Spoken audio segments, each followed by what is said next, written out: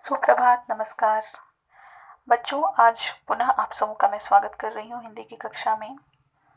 आज फिर हम आरोह भाग 2 में संकलित तुलसीदास जी को पढ़ेंगे। इससे पहले भी मैंने आपको 2 वीडियो में तुलसीदास की कवितावली और रामचरितमानस की कुछ पंक्तियों को पढ़ाया था। तो अभी और भी कुछ पंक्तियाँ बच गई हैं, आज उसे हम खत्म करते हैं। तो चलिए शुरू करें। प्रभु प्रलाप सुनि कान विकल, भये वानर निकर, आई गयउ हनुमान जिमि, करुणा महावीर रस। इन पंक्तियों में राम का प्रलाप तथा वहां खड़े जितने भी वानर सेना हैं उनके प्रलाप और तत्काल हर्ष को यहाँ पर प्रदर्शित किया गया है। तो आइए हम व्याख्या में समझें कि वो पहले प्रलाप कर रहे थे, फिर तत्काल कैसे वो हर्ष में और उत्साह से वो भर जाते हैं। तो इसको व्याख्या में देखें। चूंकि यहाँ लक्ष्मण जी मूर्छित हैं, तो लक्ष्मण की मूर्छा के कारण दुखी राम का प्रलाप सुनकर संपूर्ण वानर सेना के कान पीड़ा से भर गए थे। वानर समूह परेशान हो गया था, पर उसी समय हनुमान वहां आ गए और ऐसा लगा जैसे करुण रस में वीर रस प्रकट हो गया हो। भाव है कि पल भर पहले जो वानर परेशान थे, प्रभु श्री रामचंद्र जी का प्रलाप सुनकर जिनके कान पीड़ा से भर गए थे, तत्काल हनुमान के आ जाने से उनके मन में एक उत्साह सा भर गया। उत्साह इस बात का कि अब सब कुछ ठीक हो जाएगा। तो परेशान वानर सेना यहाँ उत्साह से भर गए। तो ये आप व्याख्या में लिख लीजिएगा। अब हम विशेष बातों में लिखेंगे कि प्रस्तुत पंक्तियों में करुण रस विद्यमान है। यहाँ अवधि भाषा का प्रयोग किया गया है। अनुप्रास अलंकार यहाँ है तथा ये जो 2 पंक्तियां हैं वो सोरठा छंद में लिखी गई हैं। बच्चों, आपको यहाँ पर मैं 2-2 पंक्तियों का ही अर्थ बता रही हूँ और आप उन 2-2 पंक्तियों को ध्यान से समझकर आप अपने कॉपी में लिख लीजिएगा। हर सी राम भेटऊ हनुमाना, अति कृतज्ञ प्रभु सुजाना, तुरत वैद तब किन्हीं उपाई, उठी बैठे लक्ष्मण हरसाई। यहाँ बच्चों प्रसंग में आप लिखिएगा कि हनुमान जी जब संजीवनी बूटी लेकर आते हैं तो उसके उपचार से तत्काल लक्ष्मण जी को होश आ जाता है और वो प्रसन्न चित्त मुद्रा में उठ खड़े होते हैं।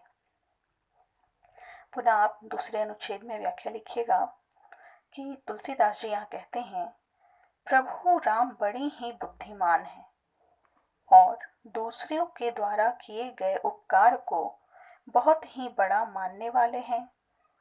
इसलिए उन्होंने संजीवनी लेकर आए हनुमान से प्रसन्नता पूर्वक भेंट की। हनुमान द्वारा लाई गई औषधि का वैद्य ने तुरंत उपयोग किया तो लक्ष्मण को उसी समय होश आ गया और वह प्रसन्नता पूर्वक उठ खड़े हुए। विशेष बातों में आप लिखिए कि यहाँ अवधि भाषा का प्रयोग किया गया है, करुण रस का मार्मिक चित्रण हुआ है तथा अनुप्रास आदि अलंकार का यहाँ सजीव चित्रण है। आइए आगे की पंक्तियां देखें। हृदय लाई प्रभु भेटऊ भ्राता, हर से सकल भालो कपि भ्राता, कपि पुनि वैद तहाँ पहुँचावा, जे ही विधि तब ही ताहि लई आवा। प्रसंग कुछ इस प्रकार लिखिएगा कि इन पंक्तियों में जब लक्ष्मण को होश आ जाता है, उनकी मूर्छा समाप्त हो जाती है, तो श्री रामचंद्र जी के साथ साथ वहां खड़ी जितनी वानर सेना है सभी प्रसन्न चित्त मुद्रा में नजर आते हैं। पुनः व्याख्या ऐसे लिखिए कि तुलसीदास जी कहते हैं, जैसे ही लक्ष्मण संजीवनी के प्रभाव से उठकर खड़े हुए, राम ने उनको हृदय से लगा लिया। इन दोनों भाइयों के इस प्रेम को देखकर वहां सभी ऋक्ष और वानर योद्धा बहुत प्रसन्न हुए। अर्थात राम के प्रति इतना प्रेम का अपार सागर देख सभी के हृदय में खुशी की लहर दौड़ गई। इसके पश्चात हनुमान जी ने वैद्य जी को उनके उसी स्थान पर पहुंचा दिया जहां से वह उनको लेकर आए थे। विशेष बातों में आप पुनः लिखिए कि इन पंक्तियों की जो भाषा है वो अवधी है, यहाँ करुण रस का प्रयोग है, सोरठा छंद है तथा अनुप्रास आदि अलंकार का यहाँ प्रयोग किया गया है। आगे की पंक्तियां कुछ इस प्रकार हैं। यह वृतांत दसानन सुनेऊ, अति विषाद पुनि पुनि सिर धुनेऊ, व्याकुल कुंभ करन पही आवा, विविध जतन करी ताहि जगावा। बच्चों, ये बड़ी सुंदर पंक्तियां हैं। यहाँ पर प्रसंग में आप लिखिएगा कि जैसे ही दसानन को, दसानन अर्थात रावण को, यह बात पता चलती है कि लक्ष्मण की मूर्छा समाप्त हो गई है, उन्हें होश आ गया है, वो काफी अधीर और व्याकुल हो जाते हैं और इस व्याकुलता के बाद वो अपने योद्धाओं को जगाने जाते हैं। वो कुंभकर्ण को जगाने जाते हैं जो 6 महीनों से लगातार सो रहे हैं। पुनः व्याख्या में आप लिखिएगा कि हनुमान द्वारा लाई गई संजीवनी से जब लक्ष्मण चैतन्य रूप में आ गए, चैतन्य रूप अर्थात उन्हें उनकी मूर्छा समाप्त हो गई, उन्हें होश आ गया, तो इस बात का व्याख्यान सुनकर रावण को अत्यंत दुख हुआ और दुख के कारण उसने बार बार अपना माथा ठोका।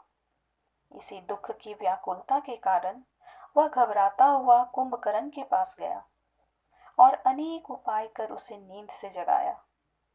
रावण जब अपने अनेक योद्धाओं को खो बैठा, तब राम की सेना के मूर्छित योद्धाओं के दोबारा चैतन्य हो जाने पर वह अत्यधिक घबरा गया और उसने अपने भाई कुंभकर्ण को उठाया, जो पिछले 6 महीने से लगातार सोने वाला दानव था।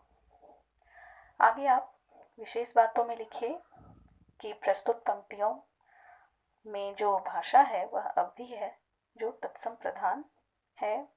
काव्यांश में करुण रस विद्यमान है, अनुप्रास अलंकार है यहाँ, तथा इन पंक्तियों की रचना सोरठा छंद में हुई है।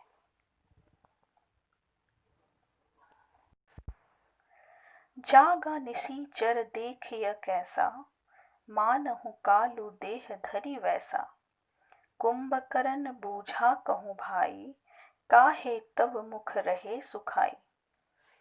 बच्चों, प्रसंग में आप लिखिए कि इन पंक्तियों में जब कुंभकर्ण को होश आ जाता है, वह नींद से जाग जाता है, तो यहाँ उसके विकराल रूप का, विकराल शरीर का चित्रण किया गया है तथा रावण और कुंभकर्ण के बीच जो बातचीत है उसका चित्रण किया गया है। पुनः व्याख्या में लिखिए,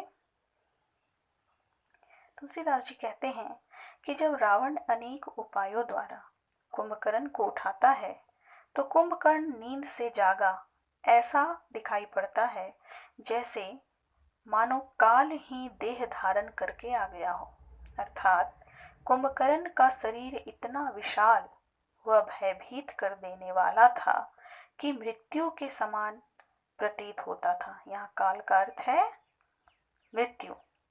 असमय नींद से जागने के बाद जब वह रावण के पास पहुंचा तो उसके चिंतित चेहरे को देखकर, रावण के चिंतित चेहरे को देखकर उसने पूछा, हे भाई, तुम्हारा मुख क्यों कुमला रहा है, अर्थात तुम उदास क्यों हो। पुनः विशेष बातों में लिखिएगा तीसरे अनुच्छेद में कि इन पंक्तियों की भी जो रचना है वो तत्सम प्रधान अवधी भाषा में की गई है, वीर रस विद्यमान है, यहाँ अनुप्रास तथा उत्प्रेक्षा अलंकार की छटा है एवं सोरठा छंद का समायोजन इन पंक्तियों में हुआ है। अगली पंक्ति देखें।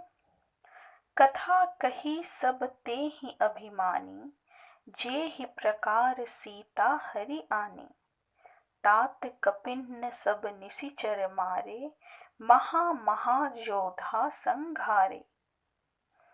बच्चों, इन पंक्तियों का प्रश्न कुछ इस प्रकार लिखिए कि कुंभकर्ण के प्रश्न पूछे जाने पर कि भाई तुम उदास क्यों हो, यहाँ रावण उनको सीताहरण से लेकर अब तक जो युद्ध में योद्धाएं मरे हैं उनका सारा चित्रण, उनका सारा वर्णन उन्होंने यहाँ कुंभकर्ण के समक्ष रखा है। पुनः व्याख्या में लिखिए कि कि कुंभकर्ण के पूछे जाने पर उस घमंडी रावण ने जिस प्रकार सीता का हरण किया था वो सब हाल उनको उन्होंने सुनाया तथा यह भी बताया कि हे भाई, बंदरों ने बहुत सारे राक्षसों को मार डाला है तथा बड़े बड़े योद्धाओं का भी उन्होंने नाश कर दिया है। अर्थात हमें बहुत सारे योद्धाओं का क्षति हुआ है।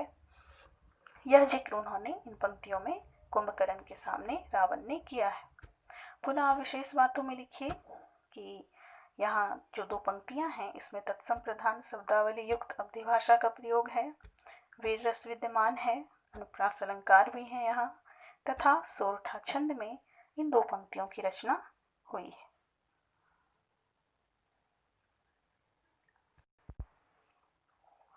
चलिए अगली दो पंक्तियां देखें।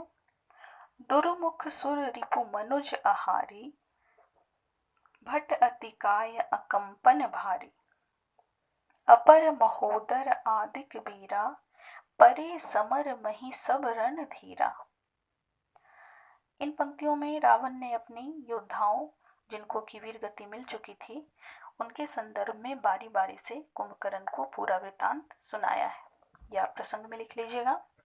पुनः व्याख्या कुछ इस प्रकार लिखिएगा कि रावण अपने सभी योद्धाओं जिनको युद्ध में वीर गति मिल चुकी थी उन सब के बारे में बारी बारी से कुंभकर्ण को बताता हुआ कहता है कि दुर्मुख, सुररिपु और मनुजाहारी, अतिकाय तथा अकंपन सरीखे, ये सारे योद्धाओं के नाम हैं।